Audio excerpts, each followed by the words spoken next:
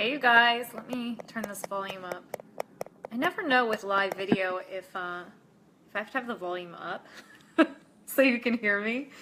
It's so weird. Sometimes I feel like you should be talking to me. So it is day 7. It is day 7 on the vegan challenge here. I know for some of you it is day 11, and I think for some of you it's even day 12. For me it's day 11. I will tell you that there have been moments in the past 10 or 11 days where I've been like, I don't know, am I going to stick with this? Do I want to have eggs? Like, is this working? Because remember, I have some fitness goals as well. And this morning I decided to do my progress photos. That is how I tell a lot of my clients how to measure, not by scale weight, because as you learned earlier this week, my weight has actually gone up. And I was very, very pleasantly surprised at what I saw on this in the photos, and that my body is actually really doing well on vegan. So I think it's really easy to get in our heads, especially if you see your scale weight go up or if you're feeling bloating, but just recognize that it's all part of the process. So today we are going to talk about raw foods, we're going to talk about raw vegan, we're going to talk about Ayurveda, and I think that these are exciting topics. They're actually some of my favorite topics. They're very near and dear to my heart because I've been a raw foodie, and one of the things that actually got me away from being on a completely raw diet, I still eat some raw foods, but I have to pick and choose, was learning Ayurveda. And Ayurveda is the sister science of yoga. Many of you know I've been teaching yoga for a decade now, and when I did my certification as a holistic health practitioner, I got really excited about Ayurveda because it was so aligned with yoga and about intuition and how you feel internally and how our bodies are built. And especially if you know my struggles in my past with digestion and being sick as a kid, it really made a lot of sense. So a lot of you have written in our thread that you have suffered from weak digestion. And when I say weak digestion, that's like gas, bloating, you know, anything that has to do with like maybe elimination cycles slowing down. A lot of you that have food sensitivities are probably also dealing with some Vata, that's Ayurveda, Vata Dosha as well. So I definitely wanted to touch on that. I geek out on it, so I'm hopefully not going to make this video too long because I recognize I'm a wordy mofo and they get long. So here's where we're going to start. First, I'm going to start with raw foods because that's actually what I went from. Like, I wasn't even vegan before I did raw. I was so excited when I learned about the raw food movement. This is like, we're talking over a decade ago. This had to be like close to 15 years ago now. I got really excited about it, and so I started to read all these books on it. I got certified through an Alyssa Cohen affiliate on raw food preparation, so I could immerse myself in it, and then I just went full bore. So I'll show you guys a photo of my my bookshelf in a moment because Kaylee was asking for some recommendations for raw food cookbooks. I have so many books, you guys. Those of you like Kristen and Rachel, those of you that are like Gwendolyn, those of you that are like yogis and into like healthy holistic living, you will seriously geek out if you come over to my house and see what I've got going on here. But so to learn about raw foods, you know, raw foods is simply, the whole concept behind it is that the food grown in its natural state, when you're not cooking it, when you're not doing anything to compromise it, that you're getting the highest enzymatic quality from it. And it's, I mean, it's living food. So just, you know, there's that saying, you are what you eat, but it's like if you're eating living food, you're adding vibration to your body, right? So there's definitely something to be said for it. So those of you that are interested in digging into raw food, a couple things you'll learn. A lot of you might already know now that raw food isn't heated anywhere past like 100, somewhere between like 112 and 120 degrees. That's how it maintains its enzymatic quality. And there's a lot of different preparations. Some of them are really simple, some of them are really complex. Like if you're gonna make a raw pizza crust, you're gonna need a dehydrator, you're gonna need to soak your seeds, you're gonna need to dehydrate it for more than 24 hours. So like making a pizza this size could literally take you 48 hours. It's kind of crazy. But there are a lot of simple, like you'll see the bowl I made today had a lot of raw foods in it, and that took me less than 5 minutes. So some of my favorite cookbooks, I think this was probably the one I used the most. It's called The Complete Book of Raw Food by Baird Rodwell. And it's because he's taken excerpts from all sorts of different authors. So like Nomi Shannon, she's well known in the food world, and Elena Love in the raw food world. And so he's probably got Matt Amsden. I was going to pull down Matt Amsden's book, but it was buried too much in all the other books, so I didn't do that. But he's basically taken all the best authors, all the best raw foodies, and he compiled a bunch of their recipes. So this one is, I feel, really good for entry-level raw, because you're going to get some things that are more complex, and you're going to get some recipes that are really, really simple. So this is a really good one to start with. The only other one I'm going to show you guys today, and hopefully it's not too loud. I have the door open because my dog wants to come in and out today, and I live in the flight paths. Please going overhead. The Raw Food Detox by Natalia Rose. I have not read this, cracked it open in years, but she's got a lot of recipes in here. She also gives you a lot of foundation on what raw is and whatnot. But it's a good book. I remember liking it a lot and buying others in her series. So those are probably two that if you're really into raw, I would say check those out first, so that you can learn about it. Is it the Sun Food? I'll have to look it up. I think the Sun Food Diet Success System, is that the one that David Wolf wrote? I can't remember, but I remember geeking out on that. And the wheatgrass book, there's a little book. It's just on wheatgrass. It's a really cool book if you're really getting into all that holistic healing. You're going to want to read that and learn all about wheatgrass and why it should be part of your diet. Okay, so I did my whole raw food thing, and I did the whole 30 days. I think I actually made it to almost 60 days completely raw. But back then, I was doing everything that was in these books, and I was doing all these fancy recipes that I had read about and heard about, which meant like I made a nut-based granola, which is awesome. You see a lot of those on the market these days, are paleo granolas. So I made a dehydrated nut-based granola. I had like seed and nut pâtés. I had all of these delicious things, but now I consider them celebratory raw foods. And if you go to like a lot of raw food restaurants, you'll see there's a very heavy influence of nut and seed wraps and nuts and seeds on everything, and pâtés. And you guys, these are super, super fat heavy. Like they're super, I mean, seeds and nuts are fats. That's why like when I was eating a lot of nut butter last week, I was like, I don't think I'm doing too good on the eating because I'm feeling puffy. Like that, like a lot of people can't digest that stuff no matter how much it is soaked and sprouted. So my adventure on raw food dieting, when I did it to the T, I wasn't doing enough green juicing, green smoothies. I'd have like one green smoothie a day. I'd have green juices sometimes. It was before I like really got into juicing. So I was doing a lot of nut heavy, seed heavy pâtés. I'd eat them in big collard greens. I was still getting a lot of greens, but I don't think I was getting enough greens. And so I always felt foggy. I never broke my detox, and I always felt puffy and thick and not how I wanted to feel. I also didn't, my digestion wasn't really working for me. My elimination cycle wasn't working for me. So I stopped that after a while, and I continued to eat high raw, but not fully raw. And I learned through Ayurveda that the reason why I struggle with raw food is because I am Vata Dosha, and Vata Dosha is a combination of air and space. And so I have weak digestion, and I cannot digest certain foods, especially foods that are dry, foods that are like have a light quality to them. A lot of foods that are uncooked. Raw foods are counterintuitive for a lot of Vata doshas. Most Vata doshas need to cook their food. So if you are someone that has a high air and space quality, that means like internal state of being means, they say Vata lives in your, where does Vata live? Vata lives in your intestines, I believe. So if you're feeling gassy, if you're feeling bloated, if you have lower back pain, if you tend to have a lot of anxiety, if you're one of those people that moves around a lot, if you tend to have like an aerospace quality in your mind, all of these things are indicative of Vata dosha, as is having like a smaller frame and a smaller bone structure.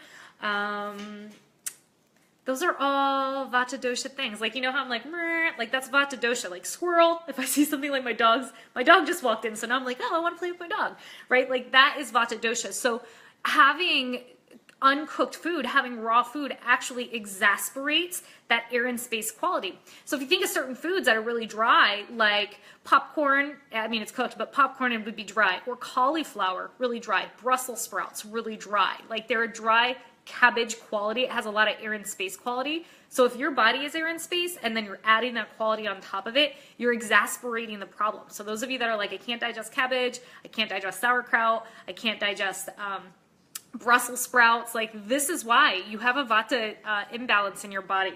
So Ayurveda has really taught me how to balance enjoying the foods I love and the high vibration food with also being mindful that I need to have warming spices with it. I need to cook it. Not everything, but I need to cook a lot of it. If it's something that has a lot of air and space quality, then I know when I eat it, it's probably not going to digest the way that I want it to digest. So I have a really fun workshop on Ayurveda. I haven't run it in a while, but I ran it last season. It was really fun. I did a 10-day workshop. But I have the videos from it online. So you can go to my YouTube.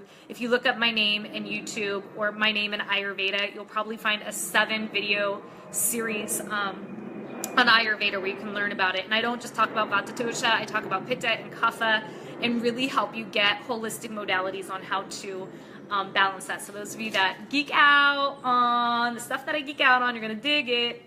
Okay, so all of that being said, so now we know about raw foods. Now you know a little bit about Ayurveda. Ayurveda also teaches you, like, Pitta Dosha is fire. So if you're someone that digests foods really fast, like you eat and like the logs have burned through and you're ready to eat again, you have a high metabolism, you're always going, that's Pitta.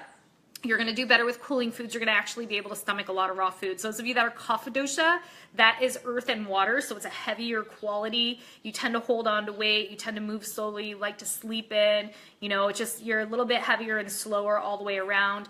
As a person, you're a nurturer and you're loving and you're giving, but you know, you just love to sleep in, and you like your sweet and creamy and your yummy yums, you know, like, so it shows you how to balance that by eating foods that are actually lighter in quality, that lighten you up. Like greens are really, really great for kaphas, and moving into spring, you'll see in our gardens right now, that's what's growing are the greens. So, you know, Ayurveda teaches you also to eat seasonally, so you're putting in your body what is growing in every season, so you're naturally balancing whatever dosha is going out of alignment with the season. Hopefully that wasn't too much for you guys.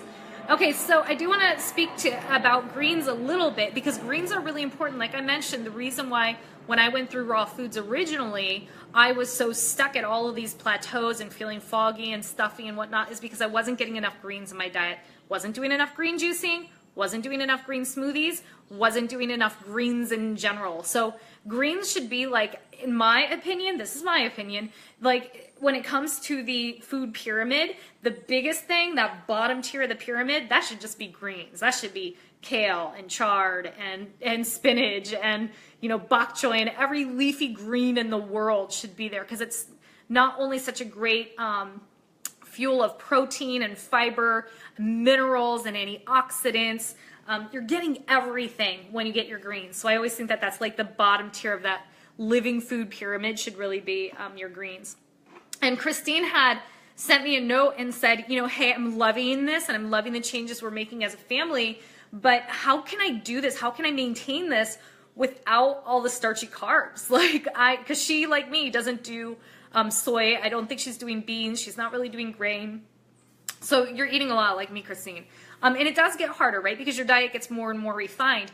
And ultimately, when you're eating vegan, you are going to eat more starchy foods, because all plants are starches. There is not any plant that is like, does not have a carbohydrate value. They're all starches. So like when you're not vegan, you could eat an egg, like a hard-boiled egg, and you're going to have a low-fat, high-protein, low-carb source of energy that might stick to your ribs and hold on for a little bit and give you energy. Whereas as a vegan, you know, you're going to be eating a lot more carb-based foods, more starchy foods, and you might burn through them a little bit quicker, or you might be, you know, if you're someone that's super hungry and it's not sticking to you, you're probably going to want to eat more, and you might not be burning through it all, and you're going to essentially gain weight. Doesn't mean that, you know, it's a different quality of food. So it doesn't mean that by upping your calories that you'll necessarily, or upping your consumption doesn't necessarily mean that you're going to gain overall. Kind of like my experience where it's like, I'm actually eating more. Like these bowls I'm eating are huge.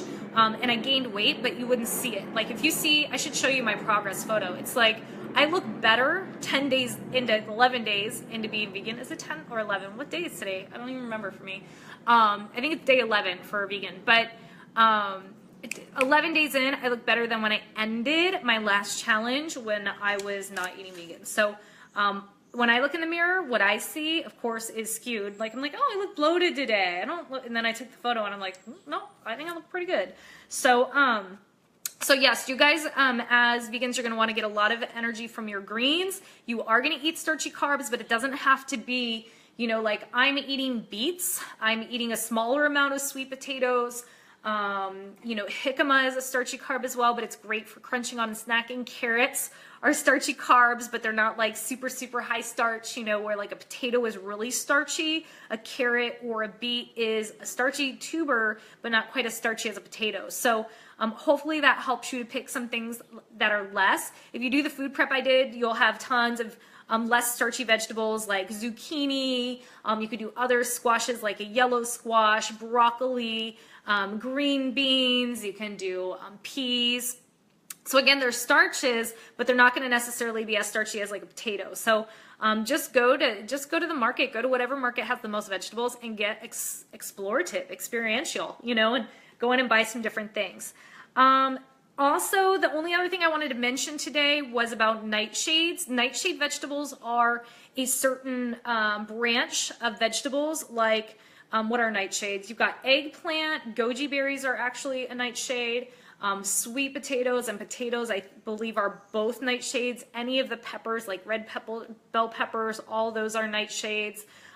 Tomatoes are a nightshade. For some people, not all people, for some people, nightshades cause inflammation. Generally, people with like RA, rheumatoid arthritis, or have some sort of immunocompromised disorders tend to react to nightshades. So just take that as information. You don't need to take nightshades out, but it's just information. So if you're like, you know what, I've taken the grain out and I've taken the beans out and I'm still, something's just not right, and I tend to eat, and you look at your diet and you're like, well, I'm having eggplant at every meal, I'm having a sweet potato at every meal. I can't remember if sweet potatoes or just potatoes are nightshades. You'll have to check on that. I'm having goji berries at all my meals. Like, and then you realize like, oh, I'm having a nightshade with every meal. Then, you know, maybe that's something to explore. So, just wanted to give you guys all that tips, all those tips. I'm not going to go on anymore. We still got a couple days left. So, hopefully you are enjoying all of this content. I would love, love, love for you guys to interact even more. And share with me what you're still excited to learn, what you haven't done yet that you want to do, what you want me to talk about that I haven't talked about yet. You know, a couple of the girls have been hitting me up and saying like, oh my gosh, you're such a wealth of information, and I'm learning so much more from you than I did at IIN or whatever your holistic school. And I hear that all the time. And you guys have to remember, like, I have been doing this for like my life. I started studying, dabbling into holistic nutrition when I was in my 20s. I wasn't abiding by it, but I was starting to learn it in my 30s. At the beginning of my 30s and my late 20s is when I went full bore. I'm 40 now. So, you know, this has been what I have immersed myself in every single day, stuck my nose in, studied, learned, you know, gotten certified in everything, even certified in Gerson basics, because I thought I was actually going to help heal people through juicing. You know, like, I've done it all. So, you know, I'm not a registered dietitian. I know there are in this group. I kind of on the other end of it, where I didn't do, you know, 6 years of school or anything like that to learn this stuff. I did 10 years of self-study, 15 years of self-study to learn this stuff. And so I geek out on it, and I do want to talk about it all the time, and I do want to educate others. And for those of you in this group that are the same as me and you want to help others with these things too, and you want to continue to learn these things, you've got to be on the team. You've got to be using your knowledge. And when I say your knowledge, it's your experience and what you've already done, and continue to learn with me and continue to be helping other people, because this is what we need as a movement to help more people get this knowledge. Because where I was at 15, 20 years ago, when I was suffering and I was getting my nose in all these books to learn how to heal myself, if I had never learned this stuff and how to heal myself, I would be so sick right now. I would be so sick, who knows if I'd even be alive or the person I am. So I am compelled to share this. You know, I am compelled to want to educate other individuals. I mean, men and women, but I just tend to work with women more. But I'm compelled to share this stuff. So if that's you, if you're like, I want to do this as a passion, as a living, I want to help other people, I want to be part of the team, you know, I'm going to be mentoring a few girls this month, or women this month, that want to go full bore with me. So please please do reach out and let me know if that's you, because we can have a lot of fun together doing it. All right, you guys have a great rest of your day, and I will see you tomorrow. Make sure to tell me what you want to learn about. Bye, you guys.